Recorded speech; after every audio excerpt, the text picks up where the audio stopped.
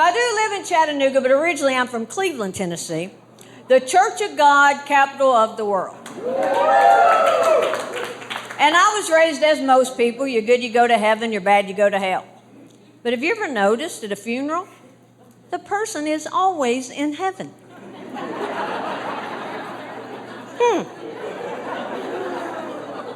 Don't you think if they're going to threaten us with hell that every once in a while?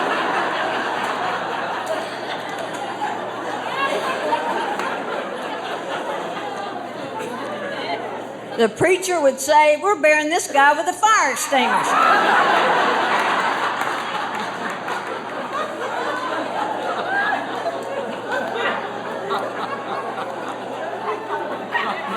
And then I think, whoa, I better straighten up. But when I hear Jeffrey's in a better place, and I know this is a great comfort to Mr. and Ms. Dahmer.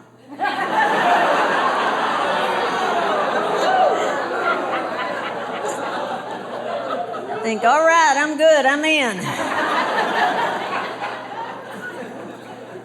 But I do take issue with some religious doctrine because the laws are made by man, and then they'll just up and change the rules. Like in Catholicism, it used to be a mortal sin to eat meat on Friday. And then one day they just decide that it's not a sin anymore. Well, I'm just guessing, but I bet the appeals court in hell is backed up for miles.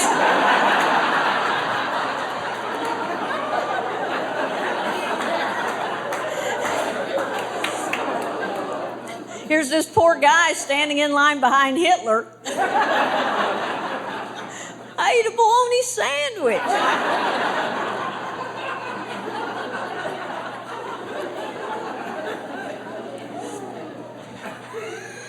But now don't get me wrong, I think Jesus is cool, and he was a genius. You know, he's the one that started those marketing pyramids. He got 12 guys, he told them to get 12 guys.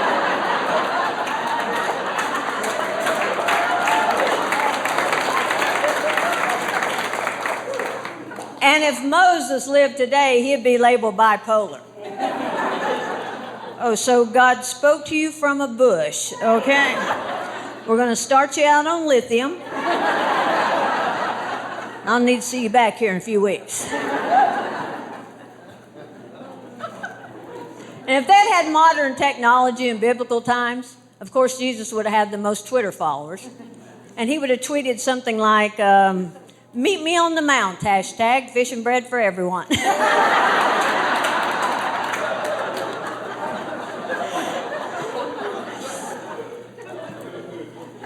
And you know, at some point, all the disciples would have been on a group text. And then suddenly 11 of them would get a notification that Judas had left the group.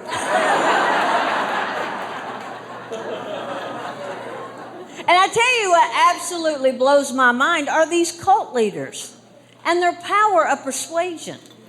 Remember that leader of Heaven's Gate? He got 39 guys to castrate themselves. I couldn't get one to help me move.